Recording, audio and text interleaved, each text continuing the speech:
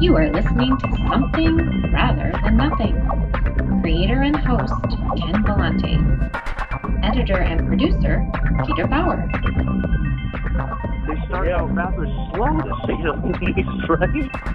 Yeah, they were down 24-0 in the first quarter.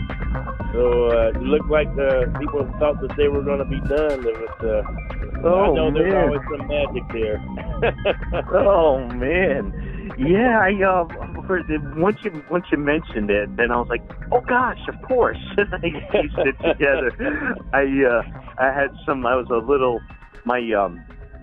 spent some time with my youngest, my 11-year-old today, so I was kind of like just seeing what's going on with the news, what's going on with the scores, and then I was like, oh yeah, how about that? So yeah.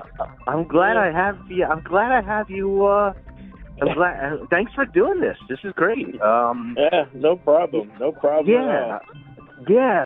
Let's get into it. All right. Okay. You're listening to the podcast Something Rather Than Nothing, and this week we have Gerald Roulette, an artist based in Portland, and he recently had a painting debut at Concordia University called The Great I Am, which is something that I noticed and really stuck out to me, and that's it's a great pleasure to be able to talk with a longtime artist and to learn about his process and his relationship with art. I want to welcome Gerald Roulette to the podcast. Thank you. So, Gerald, question we start off most episodes is, what were you like as a young child? Were you always an artist, always an athlete, or what were you like as a young child? As a young child, I was really basically both. I always was very much into doodling and drawing, from even when I was in kindergarten, and also very into the athletics of playing all different types of sports, running around the neighborhood. When I was growing up, we didn't have, these games and, video games and things like that. So you pretty much played and ran around the neighborhood. And so you got a lot of exercise in. And so when I wasn't doing that, then, I would sit around and kind of draw and paint and do things like that. Grew up in a family. It was 9 of us kids. And so I had 6 sisters and 2 brothers. So as I was growing up, we played a lot, played a lot of sports, and, they were very inclined musically, and I was inclined art-wise. And I had to use my sisters sometimes as tackling dummies. So so we had a lot of fun as a family. You ain't growing up with that many kids. There's no limit to what you can do as far as getting involved in anything. So it was fun. I had a lot of fun as a child. Yeah, and I was obviously reading a bit about you in the background and South there. Is it fair to say that early on you were identified as kind of having artistic talent? Was that noticed early on? Yes, it was. When I was in grade school, I had a teacher. My first grade teacher really picked up on it, and so I was chosen along with 2 other classmates to do a finger painting demonstration with the tempera paint during a PTA meeting. And, that was quite a reward for me to be singled out of the class and to be able to do that. And I really kind of just really stirred my more artistic side greatly because it was such an honor to be able to do that. And I know my mom and dad were very proud of me. And she saw that I was already noticing how to not only just come up with a composition, but one that showed some depth as well. And what forms of, or I mean, you mentioned doodling, and you just kind of developing along a long time. What type of art forms in general attract you? I've seen you done, obviously paintings, and I believe, have taught and done some digital art, but also photography. Is all that accurate as far as the types of art that attract you as an artist? Yes. All of those things, capture my attention, and I use all those different medias because I truly see all the beauty around me. I'm really big on people watching and exploring their expressions and their body language and the things that they're doing, and then all the different nature things around. I love all of that. It's a passion. I feel like I get very emotional when I go to certain places and I see these scenic situations, and so it stirs me. And then I love when I go and I travel and I meet people or just see people interacting with each other or how they're just living. And so those are the kind of things. As a kid, I did a lot of drawings. I was very into drawing soldiers and things like that. Even from back in the Civil War, I just always kind of really was into that. So I did a lot of doodling that and drawing, so soldiers and cavalry on horseback. But as I was moving on forward, up in getting towards middle school, I began to draw more people and then kind of more situations of nature. And so that's how, when I was about 12 years old, I had entered a contest for a school that was a art school in Arizona. And so I did very well. So the representative came to my home to meet with my parents and asked me to do some on-site drawing so that they could see that I did the drawing, and was very impressed. And came back later and offered my mom and dad a scholarship for me to come out there to go to school in Arizona. But, a 12-year-old leaving Missouri to go to Arizona to an art school, and plus there was no sports involved out there, that was not the ticket for me at the time. So yeah, my parents were like, no, we don't think we want him to go off so far away from us, especially at that age. So, but I was honored again that, someone was starting to recognize my talent early.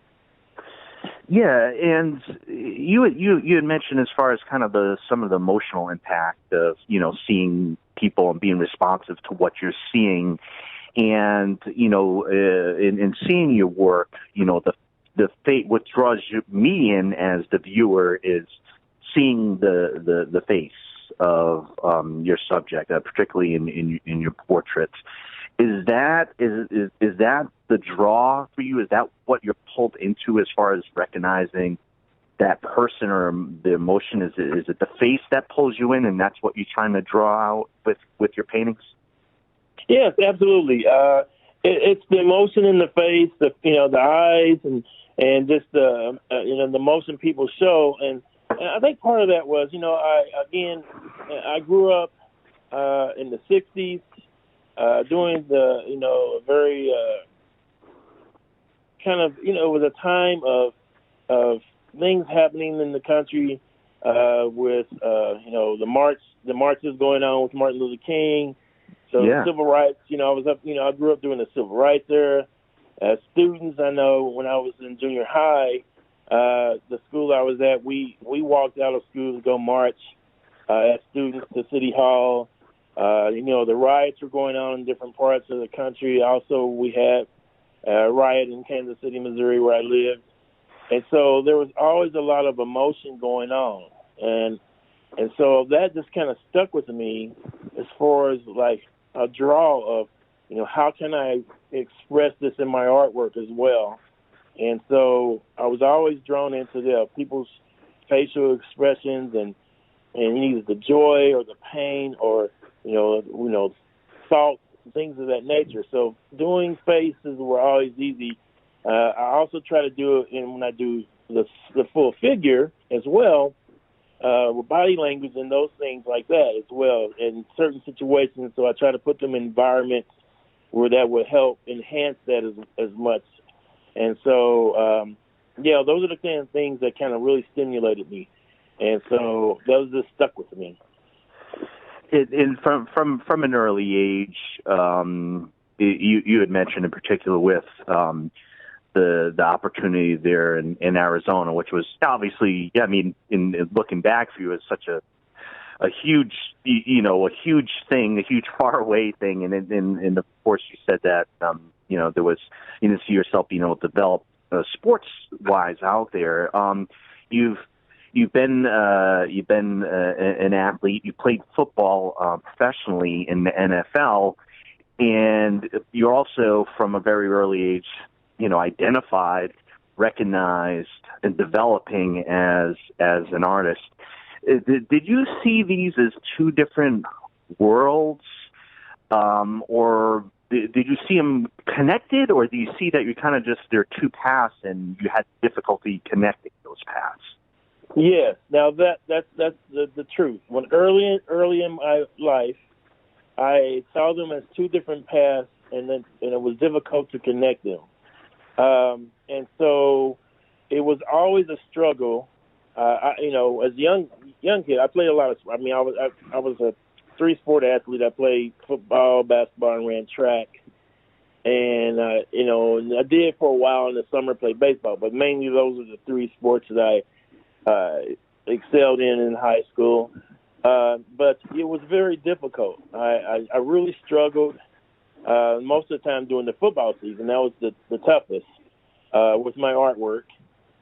Just because of the nature of the physical parts of the sport, and depending on how much difficulty of what happened to my body. A lot of times my hands really get kind of beat up, and so really didn't draw real well or something like that, or had some other injury.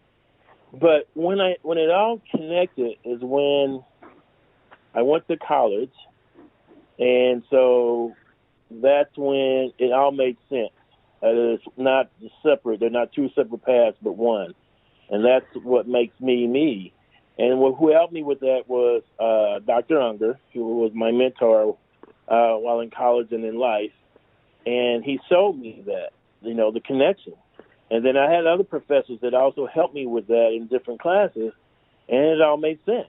And so, because you need the same type of discipline that I had to put into sports, and the same discipline applied to I had to put into the art. So then it became very, very obvious to me that I needed to connect these, and they were all the same. And that's when I really, really started excelling even more, because then I saw more of me understanding more of what I was about, and that I wasn't two people, but I was one. If that makes sense. Yeah, and I think it can, and I saw a big component of how you answer that within the dedication.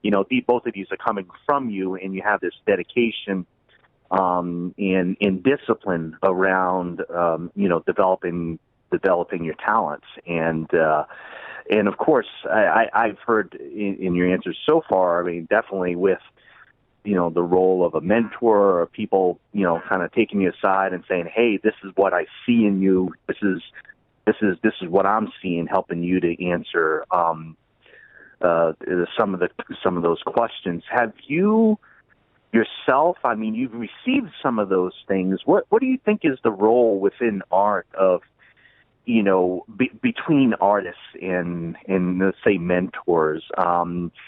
Do you think there's any sort of duty or a role as an artist to help mentor other artists, maybe as you've been mentored? Do you see it in those terms? Yes, I do. I do. I think it's something that we all should do and give back, to nurture someone. If you see that someone has that ability and that you can help them develop that, I think it is our duty to do that. It's the same duty I felt like in sports. And so how I end up, I decided to go into teaching art in high school and coaching football and track in high school. And that was my way of saying, I can give back.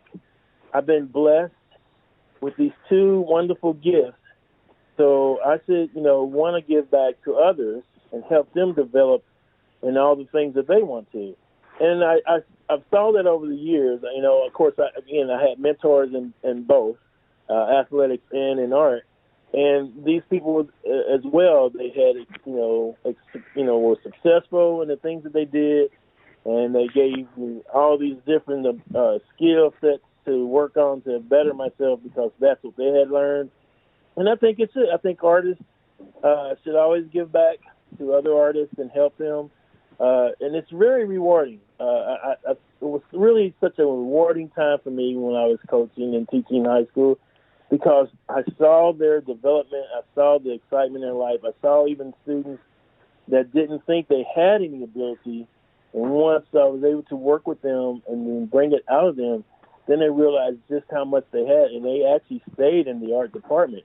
And one of the biggest joys was that, for whatever reason, in Texas, art was considered more for women, so it was a big surprise for them to see a guy that had played football also teach art. And I know that a lot of the parents, especially the dads, that always say, how'd you get stuck with this job? I guess they just needed you here to coach, so they just gave you this. And then I would say, no, I'm actually really a professional artist as well. And it was such a surprise to them. But I got more guys interested in art that I coached in football. And so the department grew, and they saw their talent. And, man, you talking about a reward, to see that in their eyes and see their abilities grow and the work that they produce. I just can't tell you how exciting that is. Well, I can hear it in your voice, and there's such power. There's such power within that. I find that in you having that intimate experience of you yourself experiencing that, receiving that, but also kind of just the change in the way people think, or the assumptions that people are making around art. So I can definitely hear it in your voice, the power that you have there in teaching and bringing folks along and saying, hey, this is all right, particularly if it's part of you and part of your expression. So, this is a question I ask, and I always think there's a particular answer for each artist to a way to answer it. But why do you create? Is this something you've always had to do when you were younger? You'd see something and you draw it and you would create. Did you ever ask yourself why it is that you do create as an artist? I kind of asked myself that earlier in life, but as I got to know a little bit more about myself, and then my spiritual experience of being a Christian and believing in God, is that this is what I found. One of the things is, again, I kind of mentioned earlier that my family, my dad and my mom and all those, my family members were really into music. My dad was a musician, and brothers and some sisters and stuff. And then I had my mom was into theater, and then I had a sister, she's still into theater. But I was the only one that really was into drawing. So I looked at it as that, I was given a different gift than them. I have to tell you a story. I did try to play an instrument. I know in sixth grade I tried to play the French horn. Of course, no one told me how difficult that was, but my dad was a music teacher, and I was horrible. And so he went to the music teacher and said, please make him stop. So he gave me one of those little plastic flutophones to finish out my sixth grade career in music. But I felt bad for a while, because I was like, well, why can't I play like the rest of them, Yeah, and sure. read music better? But, my mom always said, hey, you got a different gift. You can draw, you see things and draw things. And, and I guess it's just that there's this internal thing inside of you, this spirit of, this gift. And, you just feel this need to just really create what you see and then express it in different ways, and have it be an expression of, your voice being seen as, a work of art. And so the more and more I was into that, and I saw the response that people would see say when they saw my work and stuff like that, and it just grew because it was like, oh, great, they really get it, or they see it, what I'm seeing now. So that's the only way, the best way I can kind of explain that. Yeah, and being seen, being seen and being seen for who you were. I mean, because I think it's very natural what you did is kind of say, hey, well, the family trade, the family talent should, is music, and I got to develop what the family trade is. And, it's within what we talked about with mentoring. I mean, sometimes it's important for somebody to say, hey, no, you are, you can sketch, you're a painter, you might not be, this might not be your calling, right? So. Yeah, that's true. And it wasn't. I have to say, I can laugh to this day. It was very true and very evident that was not my calling.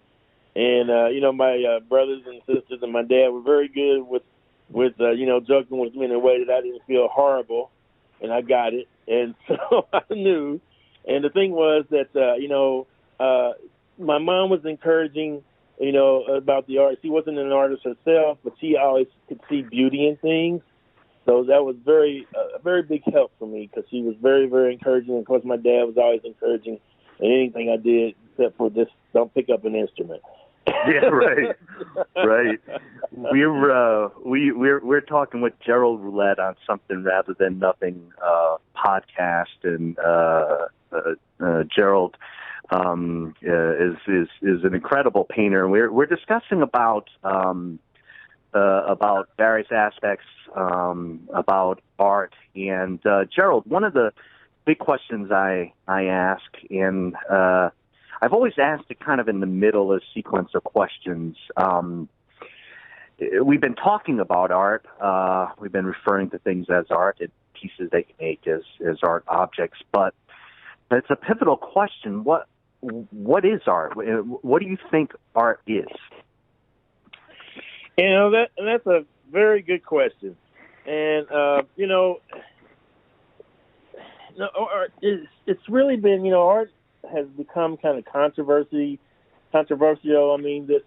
days, and it's kind of hard to say, but art basically, is all around us. There's different ways that people express and forms and formats and fashions of it done, but artists over the centuries have used it to communicate, to express their way of viewing life.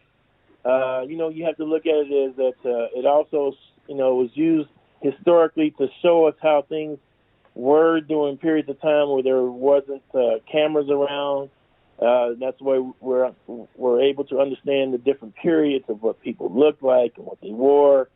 Also, even as far as like communicating on the cave walls of what transpired during those periods of time.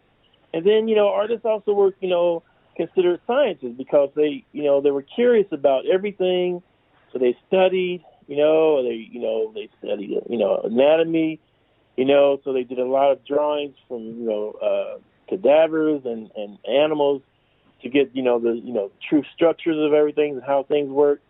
So art is really, to me, it's a way of expressing oneself visually and, getting your word out or how you see things in life. And so most artists want to get some type of reaction, response, no matter if it's negative or positive, because they want the viewer to have a reaction. And so to me, art is used to, to communicate, to be the voice of the artist, and to get the viewer to make some type of reaction or response from what they're actually seeing. So that's kind of the way, other than the basic of, the foundations of art, which is, the elements of art and the principles of design. That's really what, I try to teach my students, and that's really kind of how I see art. I love doing the podcast with a teacher because I can just listen.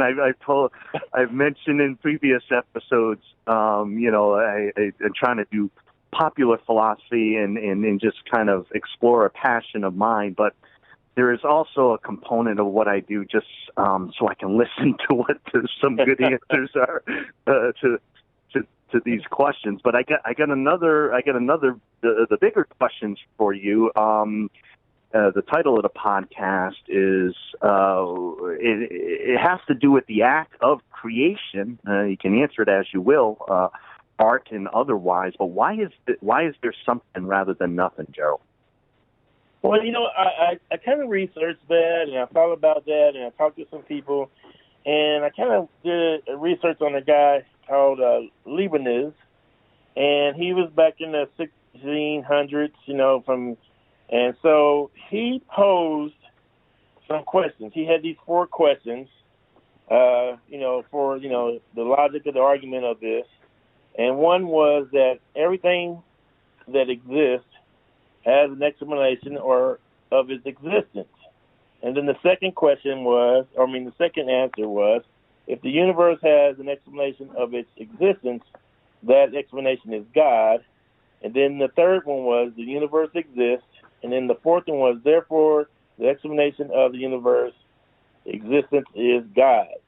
Now, as I'm reading that and I'm thinking that and thinking about my work and myself, one thing that, he said, and I say too, that we all can believe in the existence of the universe. We all know the universe exists.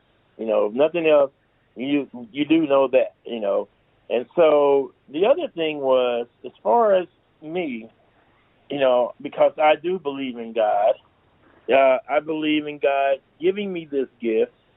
And so therefore, I feel like I create based off of the gift that I was given by God, and therefore my creations exist. And so for me, I have to work from something.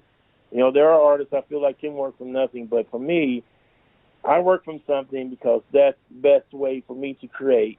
And so therefore, my creations do exist because I do believe that because God gave me this gift, and anything I create is an existence within itself. So I am an artist that has to have something to see to create. I don't normally create anything from nothing, but there are artists I do believe that can create from nothing, and therefore their work I feel still exists, but they're just creating basic from whatever is within them. And so that was the best way that I felt like I could answer that question. And I hope that makes some sense, but that's what I see and feel. It makes a whole lot of sense, and I really appreciate your answer. It's a beautiful answer, and part of the question I always ask, it tends to be such a huge philosophical, scientific, creative question, whatever way somebody's going to view it. But I just like it because we're talking about things being created. We're talking about art. We're talking about why are we doing these type of things? And the artist I've thought for quite a long time is kind of in this unique position of that you would experience in creating art pieces where it feels like, okay, there's a blank canvas, and I have these tools and I have these type of things and skills, and then there's something that creates this, and as you described too, an emotional reaction, to the viewer, and there's a power that I think we always kind of struggle with or try to describe, and thank you so much. I really appreciate your thinking and your answer to that question is very provocative. Gerald, one of the pieces at the end of the interview here that I want to get in, it's a little bit more open-ended. I was lucky enough to encounter your art, and what I want folks to do, if listen to the podcast, is for them to know how to, whether it's interact with you or interact with your art pieces themselves. Can you give some suggestions to the listeners as far as how they can find your work, how they can connect with you, see your work physically or online. Can you give us some guidance? Yes. Right now I'm in the process. I know I had a slow start from, moving here from Texas, and I haven't got everything set up, but I do have my artwork on display. I posted on Instagram, which is Gerald Roulette at whatever the Instagram thing is. Sure. But it's on Instagram. They can find it on there. I am in the process of setting up a new website. I'll be working on that this month. And also I'm going to set up a site on Tumblr as well. My artwork, other than right now, they have the one piece there on permanent display on the second floor at Concordia University in the library. I have, there's some pieces that have been purchased that are around from Seattle and in Portland area and in Vancouver, but those are all individual collectors.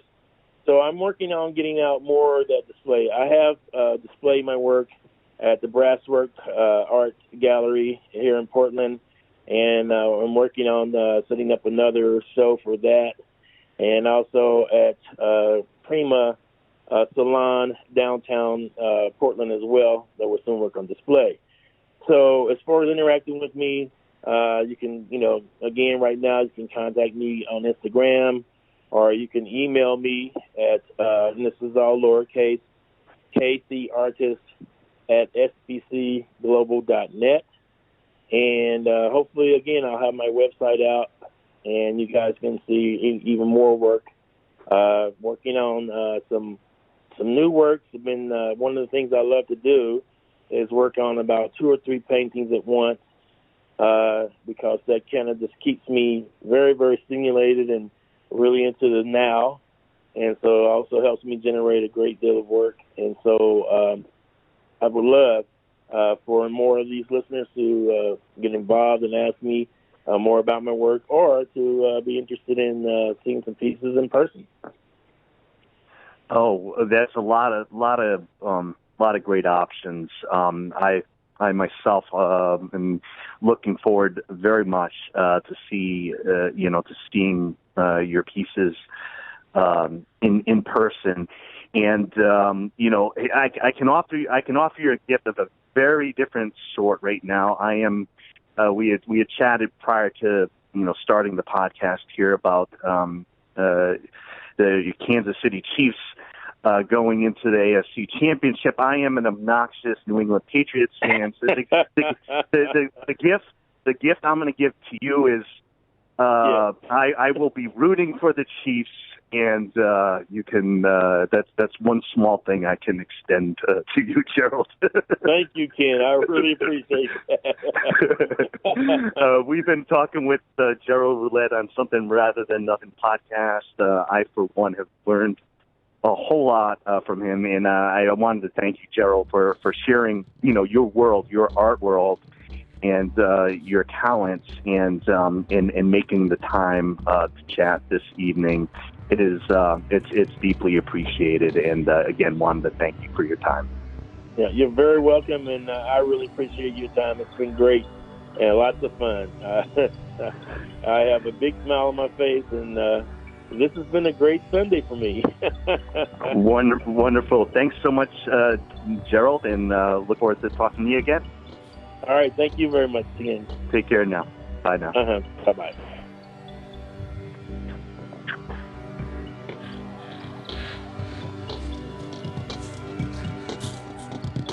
You are listening to Something Rather Than Nothing.